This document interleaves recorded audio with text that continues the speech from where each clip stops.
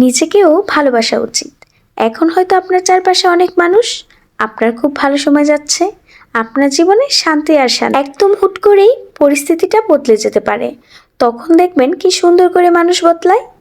কিছু মানুষ আপনাকে ইউজ করছে, এটা আপনি বুঝবেন তখন খুব ভালো করে। প্রচণ্ড হতাশ লাগবে সেই সময়টায়, কাউকেই পাবেন না আশেপাশে। খারাপ সময় নিজেকে ভালোবাসতে শেখায়।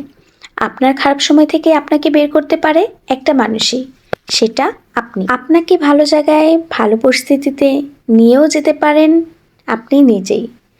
অনেকেই ছেড়ে যাবে, কষ্ট দিবে, সেসব আপনাকেই সামলাতে হবে। একদিন অনেক বড় হতে হবে, মানুষকে কিছু না বলেও জবাব দেওয়া শিখতে হবে। তাদের মুখ লুকাতে বাধ্য করতে হবে। সব করতে হবে, ভালো থাকতে হবে, ভালো রাখতে হবে, নিজেকে ভালোবাসতে শিখতে হবে। ভালোবাসার বিকল্প নেই। নিজেকে ভালোবাসুন, ভালো থাকুন। হ্যালো এভরিওয়ান, আসসালামু আলাইকুম। Hope you all are doing good. অনেকদিন যাবৎ ভাবছিলাম যে চিকেন বল বানাবো, তো ফাইনালি আমি কিন্তু চিকেন বলটা বানিয়েও ফেললাম। তো অনেক ঝামেলা মনে হচ্ছিল, আবার মনে হচ্ছিল আমি পারবো কি না চিকেন বল বানাতে পারফেক্টভাবে। তো যাই হোক, আল্লাহ ভরসা, আমি কিন্তু আল্লাহর নাম নিয়ে চিকেন বলটা বানানো শুরু করছিলাম। আর এখানে যখন আমি বলগুলো বানিয়ে পানিতে দিচ্ছিলাম, তো আমি এখানে কিন্তু একটু ভয় ভয় পাচ্ছিলাম যে আমার এই বলটা কি হবে কি না, না এখানে পানি দেওয়ার পর পানির সাথে মিশে গলে যাবে, এরকম আমি ভাবছিলাম।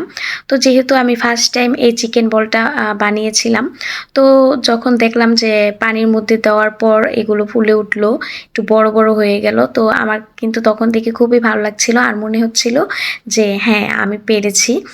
তো যাই হোক, আমার কিন্তু চিকেন বলটা একদম পারফেক্টভাবে হয়েছে, খেতেও কিন্তু ভীষণই মজা হয়েছিল।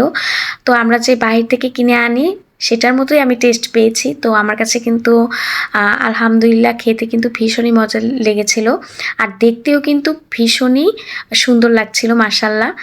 তো আপনারাও কিন্তু খুব সহজে এইভাবেই চিকেন বল বানিয়ে তারপর খেতে পারেন। তো সুন্দর একটা রেসিপি, সুন্দর একটা খাবার, সবার জন্য, ছোট বড় সবার জন্যই খুব ইয়ামি।